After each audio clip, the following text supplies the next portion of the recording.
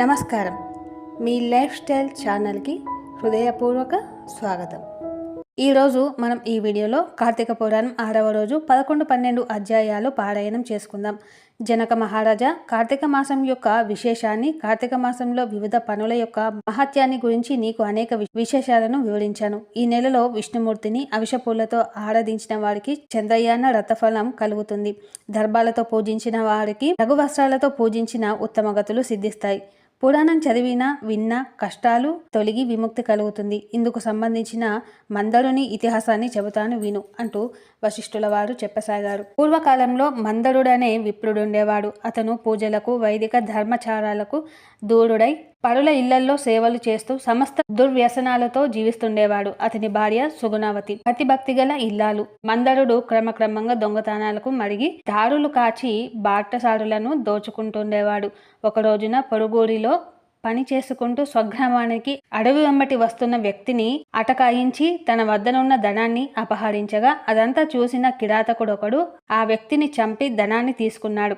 ఆ డబ్బు పట్టుకొని తన గూడెం దిశగా వెళుతున్న ఆ కిరాతకుడిని ఒక పులి మీద పడి చంపేసింది. కిరాతకుడు కూడా తన వద్ద గల గండ్రగొడ్డలితో పులిని వధించి మరి ప్రాణాలు విడిచాడు.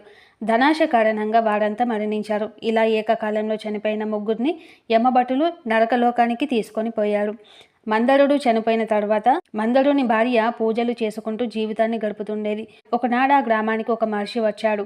అతనికి మందరుని భార్య పాదపూజ చేసి సత్కరించి, అయ్యా, నేను కడు దీనురాలను, అనాథను, హరినామ స్మరణతో జీవిస్తున్నాను, నాకు మోక్ష మార్గాన్ని ఉపదేశించండి అని ప్రార్థించింది ఆ సాధ్వీమణి. ఈరోజు కార్తీక పౌర్ణమి చాలా పవిత్రమైన రోజు. దేవాలయంలో పురాణ పఠనం ఉన్నది. నేను నూనె తీసుకువస్తాను. నీవు ప్రమిదలు, వత్తులు తెచ్చి ఆలయంలో దీపారాధన చెయ్యి. ఇందువల్ల నాకు అనంతమైన పుణ్యం లభిస్తుందని ప్రబోధించాడు. అందుకామె ఎంతో ఆనందించి ఆలయానికి వెళ్ళి అలికి ముగ్గులు పెట్టి ప్రమిదలను తెచ్చి తాను తెచ్చిన వత్తులను అందులో వేసి ఋషి తెచ్చిన నూనెను అందులో పోసి దీపారాధన చేసి ఋషికి ఇచ్చింది. అటుపై ఇంటింటికి వెళ్ళి పురాణ పఠనం జరుగుతున్నది, రావాలని పిలిచింది. అందరితో కూడా ఆమె ఆ రాత్రి పురాణాన్ని విన్నది. మరికొంతకాలానికి ఆమె ఆయువు తీరి మరణించింది. విష్ణుభటులు వచ్చి ఆమెను పుష్పక విమానంలో ఎక్కించుకొని విష్ణులోకానికి బయలుదేరారు. దుర్మార్గుడైన భర్త సాంగిత్యం వల్ల కలిగిన కించిత్ దోష కారణంగా ఆమెను నరకం మీదుగా తీసుకుని వెళ్లారు. నరకంలో యమయాతనలు అనుభవిస్తున్న భర్తను, అతనితో పాటు చనిపోయిన కిరాతకుణ్ణి, పులిని చూచింది. వారెందువల్ల నరకంలో హింసించబడుతున్నారని విష్ణుభటులను ప్రశ్నించింది. కులాచారములను వదిలి నీతి నియమాలను పాటించక చోర వృత్తిలో నీ భర్త తదితరులు ప్రాణహింసలకు పాల్పడటం వల్ల శిక్షలు అనుభవిస్తున్నారు అన్నారు వాళ్ళు. మరి ఈ ముగ్గురు తరించు మార్గం ఉపదేశించండి విష్ణుభటులను ప్రార్థించింది. పుణ్యాత్మురాల, నీవు అపారమైన పుణ్యము అనేక మార్గాల్లో ఆర్జించుకున్నావు. శీలవతివి, ప్రతిసేవ నిరతురాలువు, ఆధ్యాత్మిక ప్రవర్తనతో పునీతురాలువైన పుణ్యవతివి నీవు. నీ సంకల్పం నాకు కొదవేమున్నది?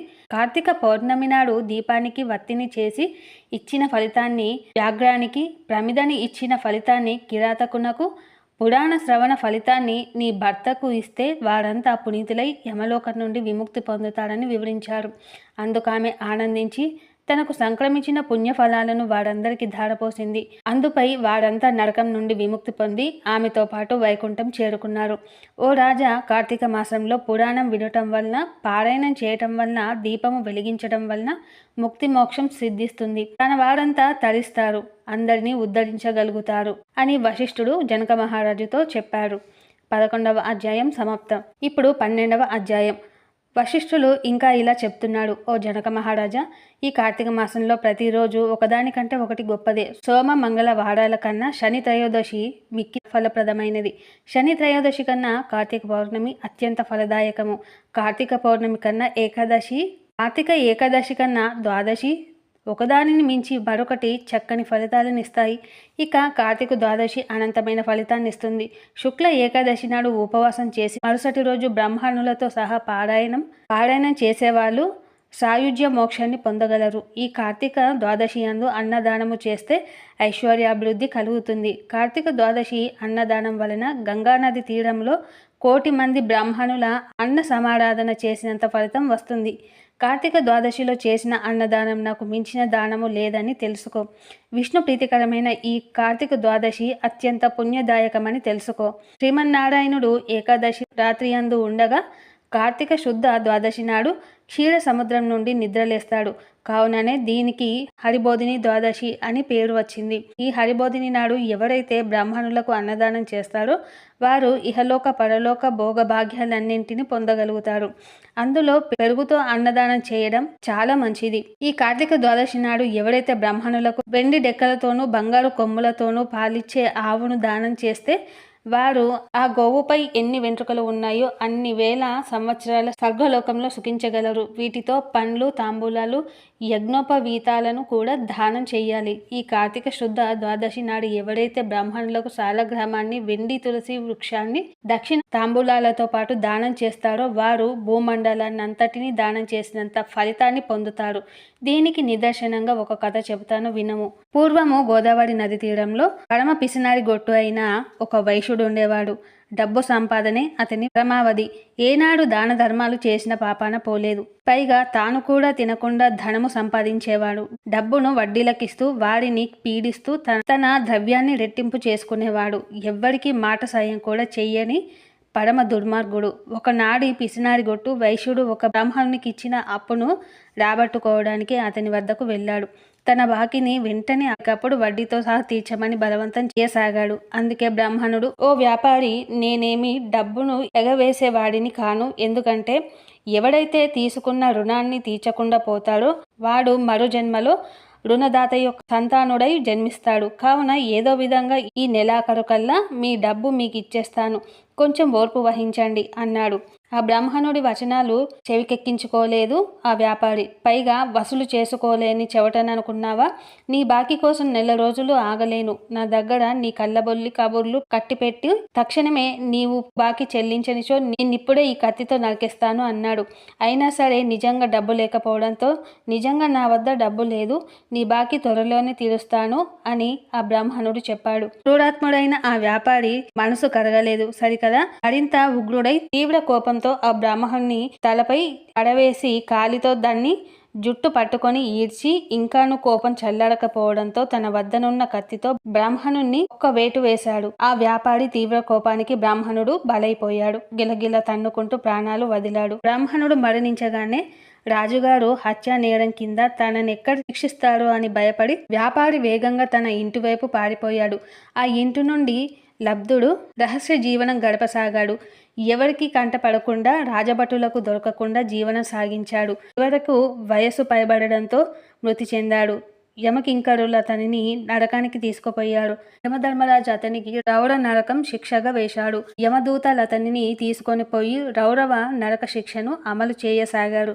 ఇక అతని కుమారుడైన ధర్మవీరుడు తన తండ్రి న్యాయార్జితంగా ఇచ్చిన అపార సంపదతో 10 మందికి సేవ చేసి మహాదాతగాను పరోపకారిగాను పేరుగాంచాడు. ప్రజా శ్రేయస్సే పరమావధిగా చెరువులు, నూతులు తవ్వించాడు. విశ్రాంతి మందిరాలు నెలకొల్పాడు. పూజలు పునస్కారాలు చేస్తూ బీద బిక్కికి అన్నదానాలు చేశాడు. పిత్రార్జితమైన ధనరాశులతో యజ్ఞ యాగాది క్రతువులను నిర్వహించాడు. పేదలకు వివాహాది ఉపనయనాదులకు ధన సహాయం చేసేవాడు. దాహార్తులకు చలివేంద్రాలు నెలకొల్పాడు. అలా గొప్ప ధర్మాత్ముడనే పేరుగాంచాడు. ఒకనాడు దేవర్షియు లోచ సంచారియగు నారదుడు లోక సంచారం చేస్తూ ధర్మవీరుని వద్దకు రావడం జరిగింది. ధర్మవీరుడు నారదుని చూసి ఎదురేగి ఉచితాసనముపై కూర్చుండబెట్టి భక్తి ప్రవర్తులతో ఆర్ధ్యపాజులు నొసంగి సత్కరించి, ఓ దేవర్షి, మీరు ఈ భూమండలానికి రావడం, అందులోనూ నా ఇంటికి వచ్చి నన్ను ధన్యుణ్ణి చేయడంలో గల కారణమేంటి? ఓ నారద మహర్షి, మీరు దైవాంశ సంభూతులు. మీ దాసునుడనైన నేను నన్ను అనుగ్రహించి మీకేమి కావాలో సెలవివ్వండి అని వినయంగా వేడుకున్నాడు. అతిథి సత్కారాలు ఆనందించిన నారదుడు, ధర్మవీర, నువ్వు ప్రజలకు చేస్తున్న మంచి పనులను చూసి ఆనందించాను. నీ ప్రజాసేవ కొనియాడదగినదే, కాదనను. కానీ సూర్యుడు తులారాశిలో ఉండగా కార్తీక ద్వాదశి నాడు ప్రాతః స్నానమాచరించి విధి విధానాలుగా సాలగ్రామ దానము చెయ్యి. ఇది నీ శ్రేయస్సుకై చెబుతున్నాను. కార్తీక ద్వాదశి శ్రీ మహావిష్ణువుకు అత్యంత ప్రీతికరమైన రోజు. ఆ రోజున మానవులు ఎవరైనా సరే వారు బ్రాహ్మణ, క్షత్రియ, వైశ్య, శూద్రులు, స్త్రీలు, పురుషులు ఎవరైనా సరే సాలగ్రామ దానం చేసినచో వారి వారి జన్మాంతర కృత పాపాలు నశించిపోతాయి. నాయన ధర్మవీర, నీకు మరొక ముఖ్య విషయం చెబుతున్నాను విను. నీ తండ్రి నరకంలో పడరాని పాటలు పడుతూ నరకయాతనను అనుభవిస్తున్నాడు. నీ తండ్రి ఆ నరక బాధ నుండి విముక్తి పొందాలంటే నీవు సాలగ్రామం దానం చేసి తీరాలి అన్నాడు. ధర్మవీరుడు మందహాసం చేస్తూ, స్వామి, నా తండ్రి పేరు మీదుగా గోదానము, భూదానము, తిలదానము, సువర్ణాది దానాలెన్నింటినో చేశాను. ఆ దానాలన్నింటి వల్ల విముక్తి నొందని నా తండ్రి ఈ సాలగ్రామ రాయిని దానం చేసినంత వలన విముక్తి పొందుతాడా? తినడానికి కానీ అలంకారానికి కానీ పనికిరాని ఈ రాయి దానం చేసినందువల్ల ఏం ఫలితం వస్తుంది? ఏమీ రాదు. కావున నేను దానం చెయ్యను అని ఖచ్చితంగా చెప్పాడు. నారదుడు ఎన్నో విధాలుగా చెప్పి చూశాడు, వినలేదు. అయితే నీ కర్మ అనుకుంటూ నారదుడు నిష్క్రమించాడు. ధర్మవీరుడు నారదుని మాటలు ఖాతరు చేయలేదు. మూర్ఖంగా ప్రవర్తిస్తూ సాలగ్రామ దానాన్ని విస్మరించాడు. పెద్దలను, వారి హితములను లక్ష్య పెట్టలేదు. పెద్దల పట్ల ఏ విధమైన గౌరవాభిమానాలను చూపక మొండిగా ప్రవర్తించాడు. తత్ఫలితంగా నరక ప్రాప్తి నొందాడు. అటు పిమ్మట ముమ్మారు పులిగాను, ముమ్మారు కోతిగాను, 5 మార్లు ఆంబోతుగాను, 10 మార్లు స్త్రీగాను జన్మించి వైదవ్య పీడను కూడా అనుభవించాడు. తర్వాత 11వ జన్మగా ఒక భిక్షకునికి పుత్రికగా జన్మించాడు. కృతజన్మలో చేసిన పాప ఫలంగా పెళ్లి కుమారుడు మరణించడంతో వైదవ్య ప్రాప్తి కలిగింది. ఒక్కగానొక కూతురు వైవిధ్యం చెందడంతో ఆ యాచక బ్రాహ్మణుడు చాలా విచారించాడు. ఎందుకలా జరిగిందని జ్ఞాన దృష్టితో తన కూతురి గత జన్మ గురించి తెలుసుకున్నాడు. పూర్వకాలం పాప ఫలితంగా వైవిధ్యం కలిగిందని తెలుసుకొని ఆమె గత జన్మ పాపాలన్నింటినీ వివరించి చెప్పి, అమ్మాయి, నీకీ స్థితి రావడానికి ముఖ్య కారణం నీ గత జన్మ పాప ఫలమే. కావున నీవు కార్తీక సోమవారం నాడు శీఘ్రమే సాలగ్రామ దానం చేయవలసి ఉంటుంది అని చెప్పి ఆమెచే వేదోక్త ప్రకారంగా కార్తీక సోమవారం నాడు జన్మ పాపనాశనమైన సాలగ్రామ దానాన్ని చేయించాడు. తన కుమార్తెచే బ్రాహ్మణులకు దాన ధర్మం చేయించాడు. తత్ఫలితంగా మరణించిన పెండ్లి కొడుకు కాస్త పునర్జీవితుడయ్యాడు. నాటి నుండి ఆ దంపతులు సత్ప్రవర్తనతో ఉండి మంచి పనులు చేస్తూ దాన ధర్మాలను ఆచరిస్తూ సుఖంగా జీవించారు. అత్యంత స్వర్గలోక ప్రాప్తి నొందారు. అటు పిమ్మట ధర్మవీరుడు తన 23 జన్మగా ఒక బ్రాహ్మణు పుత్రుడుగా ఉదయించాడు. గత జన్మలో చేసిన సాలగ్రామ దాన పుణ్య ఫలితంగా జ్ఞాని అయి వర్ధిల్లాడు. ప్రతి సంవత్సరం కార్తీక మాస సోమవారం నాడు సాలగ్రామ దానాలను చేస్తూ తత్పుణ్య ఫలితంగా మోక్షాన్ని పొందాడు. కొడుకు చేసిన సాలగ్రామ దాన ఫలంగా నరకంలో రౌడవాది నరకాన్ని అనుభవిస్తున్న అతని తండ్రి కూడా విముక్తుడయ్యాడు. కావున జనక మహారాజా, సాలగ్రామ దానం వలన జీవుడు జన్మజన్మల పాపాల నుండి విముక్తుడై మోక్షప్రాప్తి పొందుతాడు. దీని వలన విష్ణువు కూడా సంతృప్తుడై విశేష గుణాన్ని ప్రసాదిస్తాడు. ఇదే సత్యం, నిత్యం. కార్తీక మాసంలో సోమవారం నాడు సాలగ్రామ దానం చేయడం అత్యంత మహోన్నతమైన పాప ప్రాయశ్చిత్తము. దీని వలన సర్వ పాపములు హరించిపోతాయి.